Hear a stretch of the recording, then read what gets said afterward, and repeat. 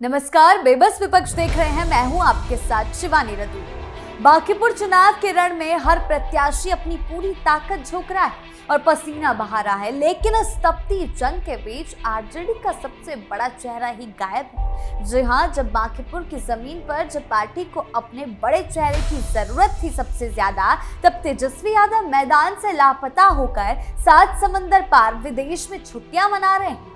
एक तरफ बांकीपुर में पार्टी प्रत्याशी अकेले जंग लड़ रहा है, तो दूसरी तरफ तेजस्वी की इस गैर मौजूदगी ने आरजेडी के अंदर तूफान खड़ा कर दिया है। कार्यकर्ता हैरान है, विरोधी हमलावर है और सवाल बड़ा है कि क्या तेजस्वी ने चुनाव से पहले ही हार मान ली या छुट्टियों का ये शौक पार्टी को भारी पड़ने वाला है। दूसरी तरफ पार्टी में बगावत और चल रही इस्तीफा देना है, इस्तीफे की मांग चल रही है। आरजेडी के अंदर खूब शोर मचा हुआ है, बेबसी साफ तौर पर नजर आ रही है। तो क्यों विपक्ष इतना परेशान हो चुका है, आइए जानते हैं विस्तार से। बांकीपुर में अकेली पड़ी आरजेडी, चुनाव के बीच तेजस्वी गायब। आरजेडी में बगावत या अनुशासनहीनता। चुनाव में जीत हार या सफलता विफलता स्वाभाविक संभावनाएं हैं। राजद और उसके नेतृत्व वाले महागठबंधन को जब महज 35 सीटों पर 2025 के विधानसभा चुनाव में सिमटना पड़ा, तो तेजस्वी की सबसे बड़ी चिंता ये थी कि कम से कम उन्हें नेता प्रतिपक्ष का ओहदा हासिल हो जाए। उनके अधैर्य को आप इस बात से समझ सकते हैं कि विधायकों ने अभी शपथ तक नहीं ली और उन्हें नेता प्रतिपक्ष बनने की हड़बड़ी होने लगी थी। आनन फानन में उन्होंने राजद विधायक दल की बैठक बुलाई। सरकार गठन के पहले ही नेता प्रतिपक्ष के लिए अपने नाम पर सहमति का प्रस्ताव पारित करा लिया। नेता प्रतिपक्ष बनने में एक सहूलियत ये थी कि उनकी पार्टी के 25 सदस्य चुनकर आए थे और ये संख्या उसके लिए काफी थी। यहाँ भी उन्होंने औरों से आगे निकलने की अपनी हड़बड़ी दिखाई। ये अलग बात है कि बाद में नेता प्रतिपक्ष की कुर्सी उनके खतरे में डालने का बंदोबस्त भी एनडीए ने कर लिया। राज्यसभा चुनाव में राजद के विधायक फैजल रहमान ने वोट नहीं किया, इससे एनडीए को जीत हासिल हुई, एनडीए को फायदा पहुंचा। ये जानने के बावजूद तेजस्वी उनके खिलाफ कोई एक्शन नहीं ले सके और इसीलिए बचते रहे कि इससे उनकी नेता प्रतिपक्ष की कुर्सी खतरे में पड़ सकती है।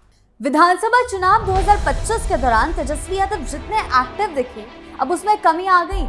उन्हें उपचुनाव की कोई परवाह नहीं, वो जरूरी काम छोड़कर अपने निजी कामों को प्राथमिकता देते रहे। उनके लिए विधानसभा सत्र के दौरान नेता प्रतिपक्ष की भूमिका का स्मरण नहीं रहा। 2015 के चुनाव के पहले जिस उपचुनाव ने उन्हें बड़ा फलक 2015 में दिया, वो उसे भी भूल गए। वो अभी विदेश दौरे पर, उनके आने या जाने की जानकारी सार्वजनिक है ही नहीं। करीबी ही जानते हैं कि वो 24 जुलाई को आएंगे, ये एक अनुमान है। नेता प्रतिपक्ष सामान्य समझ के अनुसार विपक्ष का सीएम ही होता है। तेजस्वी को यह भी ध्यान नहीं। बहरहाल बांकीपुर उपचुनाव का परिणाम राजद की सेहत के लिए मायने रखता है। विपक्ष के लिए भी ये बड़ा संकेत है कि सत्ता की सेहत पर इस एक सीट का चुनाव भले ही कोई असर ना डाले, लेकिन परिणाम सत्ता पक्ष के लिए खतरे की घंटी हो सकता था, जिसको तेजस्वी ने अपने हाथों से बखूबी जाने दिया है अपनी लापरवाही के कारण, अपनी सीधा गैर जिम्मेदाराना हरकतों के कारण। खेसारी के बयान से आरजेडी में बवाल, प्रशांत किशोर के समर्थन में विवाद, खेसारी पर कार्रवाई की मांग तेज। वहीं जो तेजस्वी बेचैन हैं, बाहर हैं, विदेश दौरे पर हैं, ऐसे में उनकी पार्टी में नाराजगी भी सर चढ़कर बोल रही है। मृत्युंजय तिवारी का इस्तीफा हो या केसारी लाल यादव को पार्टी से हटाने की मांग तूल पकड़ रही। नेता पार्टी के विरोध में जा रहे हैं। सवाल उठा है, क्या केसारी लाल यादव अब राजद में नहीं है? अगर राजद में हैं, तो फिर बांकीपुर विधानसभा उपचुनाव में वो कैसे प्रशांत किशोर को जिताने की अपील कर सकते हैं? वहां से तो राजद के प्रत्याशी रेखा गुप्ता भी चुनाव लड़ रही। राजद का कोई नेता अपने दल के उम्मीदवार को छोड़कर किसी दूसरे दल के नेता के लिए वोट मांग सकता है क्या? ये सवाल है खेसारी लाल यादव से भी और तेजस्वी यादव से भी। ये तो दलीय अनुशासन का उल्लंघन है। क्या खेसारी लाल यादव राजद से अलग होने की जमीन तैयार कर रहे हैं? जनसुराज के उम्मीदवार प्रशांत किशोर के समर्थन में भोजपुरी अभिनेता और गायक खेसारी लाल यादव का बयान अब सियासी विवाद का बड़ा कारण बन चुका है। आरजेडी के सहयोगी दल इंडियन इंक्लूसिव पार्टी IIP के अध्यक्ष और सहरसा विधायक IP गुप्ता ने खेसारी पर तीखी नाराजगी जताते हुए उन्हें राजद से बाहर करने की मांग कर दी है और ये मांग पिछले कई दिनों से जोरों शोरों से उठाई जा रही है। सोमवार को मीडिया से बातचीत में IP गुप्ता ने कहा है कि खेसारी लाल यादव जब मुश्किलों में पड़े हैं तब राजद सुप्रीमो लालू यादव ने उनका साथ दिया। उन्होंने न केवल उनका मनोबल बढ़ाया बल्कि पार्टी ने उन्हें चुनावी टिकट भी दिया। इसके बावजूद अब वो सार्वजनिक रूप से दूसरी पार्टी के उम्मीदवार के पक्ष में प्रचार कर रहे हैं, जो सही नहीं है।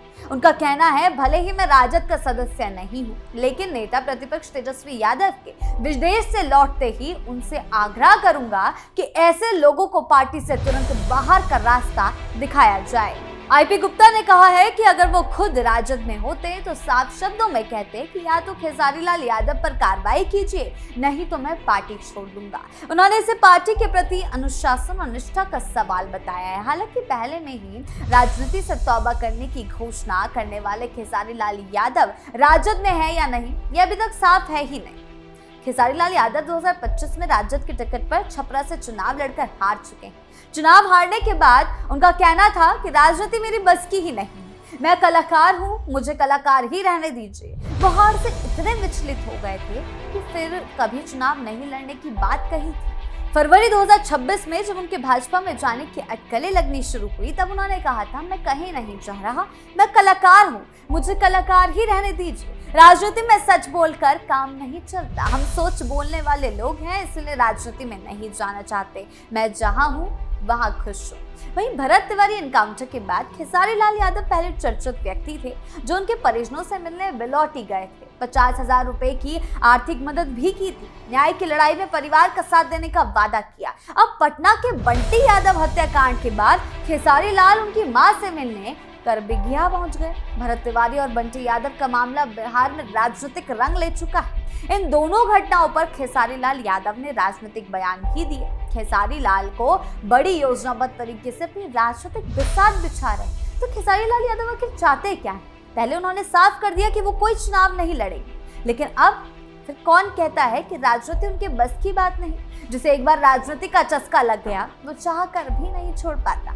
खेसारी लाल यादव से 2 महीना पहले पूछा गया था, विपक्ष का कहना है कि जाति देखकर बिहार में एनकाउंटर हो रहा है, इस पर आपकी क्या प्रतिक्रिया है? तो उन्होंने मुस्कुराते हुए कहा था, देखिए मैं राजनीतिक आदमी नहीं हूँ, मैं सिर्फ कलाकार हूँ, आप मेरे संगीत के बारे में पूछिए तो बेहतर है। ये सब राजनीति में मुझे मत फंसाइए, एक बार उलझ चुका हूँ, अब और नहीं उलझना चाहता। इसी मुद्दे पर मुझे कोई टिप्पणी नहीं करनी कि कौन क्या कर रहा है, ये सरकार का विषय है। अपराधी की कोई जात नहीं होती, मैं कलाकार हूँ, इसलिए मुझे लगता है कि इस विषय पर कोई टिप्पणी नहीं करनी चाहिए। यानी कि साफ है कि कुछ महीने पहले ही साफ खेसारी लाल यादव ने कह दिया था कि मुझे राजनीति में मत फंसाइए, लेकिन अब तो वो खुद फंसने के लिए बिलौटी और खरबिघिया पहुंच गए। उस समय तो उन्होंने पुलिस एनकाउंटर पर कुछ बोलने से ये कहकर इनकार कर दिया कि सरकार का विषय है, कलाकार का नहीं।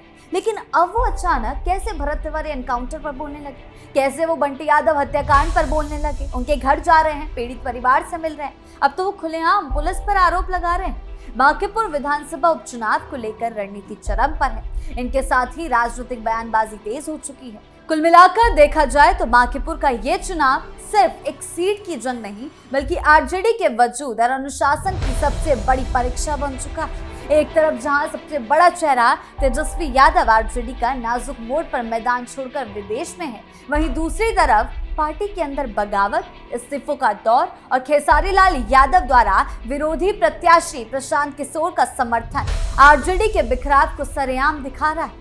कभी राजनीति से तौबा करने की बात करने वाले खेसारी की ये बदलती सियासी चालबाजी और पार्टी में मचती रार ये साबित करने के लिए काफी है कि राजद के अंदर सब कुछ ठीक नहीं चल रहा। अब देखना ये होगा कि 24 जुलाई को विदेश से क्या तेजस्वी यादव लौटते हैं, इस अंदरूनी बवंडर को वो कैसे संभालते हैं, क्या वो बांकीपुर में पार्टी की साख बचा पाएंगे या फिर ये लापरवाही और अनुशासनहीनता आरजेडी के सियासी भविष्य पर भारी पड़ेगी। उपचुनाव के मुहाने पर तेजस्वी यादव का यूं अचानक देश छोड़कर विदेश की उड़ानों में खो जाना महज छुट्टियों का दौरा नहीं है, बल्कि ये उनकी अब तक की सबसे बड़ी सियासी भूल साबित हो सकता है, क्योंकि इसी बीच आरजेडी में इस्तीफे चल रहे हैं, इस्तीफे की मांग चल रही है, जो एक बड़ा झटका आरजेडी के लिए है। एक नेता वही होता है जो अपनी पार्टी के सबसे कठिन और नाजुक दौर में कार्यकर्ताओं के साथ कंधे से कंधा मिलाकर मैदान में खड़ा रहे। लेकिन तेजस्वी यादव का ये गैर जिम्मेदाराना रवैया ये दिखाता है कि वो जनता की जवाबदेही से ज्यादा अपनी निजी प्राथमिकताओं को तवज्जो दे रहे हैं, जो उन्हें आगे चलकर काफी भारी पड़ने वाला है। आपकी इस मामले को लेकर क्या राय है? विपक्ष की इस बेबसी को लेकर क्या राय है? हमें कमेंट सेक्शन में जरूर बताएं। धन्यवाद।